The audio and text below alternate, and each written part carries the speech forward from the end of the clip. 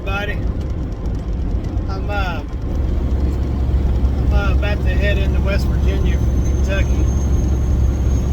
And for a lot of you that don't know, I have a son that's 9 years old, and he has been exposed to what women are without clothes on. And he is entirely interested.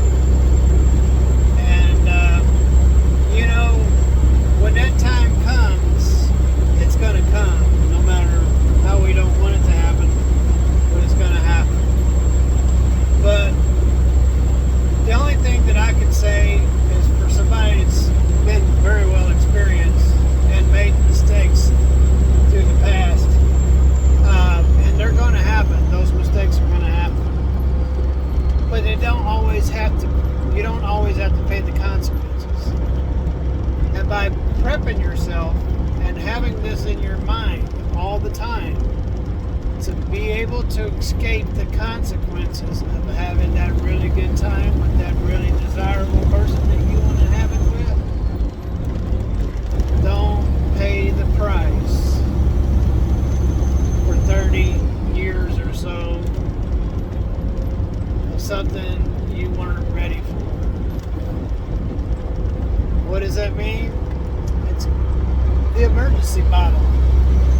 And so I don't want to be mean, I don't want to be crude, I'm not trying to hurt anybody's feelings or offend anybody, but it happens, and it happens all the time. It happens every day around the world, where children are brought into the world that weren't intended and wasn't set on purpose to happen.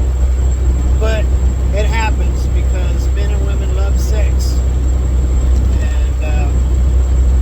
but let me get to the point so I don't drag this video out. So, men and women, this is for you. It's called the emergency escape bottle. Now, it takes somebody that's very experienced, mostly, to know that exact moment when they pull out and to get it out without dropping that load.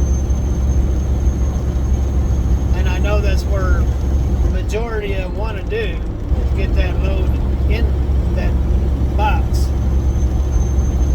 That's what your whole goal is. But see, that being said, you don't want to pay the consequences of dropping that load in that box. And women, you don't want to pay the consequences of having that load in your box. So always, before you take off the panties, men, before you take off those drawers, before you ever get started, make sure you have your emergency bottle. What is that emergency bottle, you say? It's just a plastic bottle of water.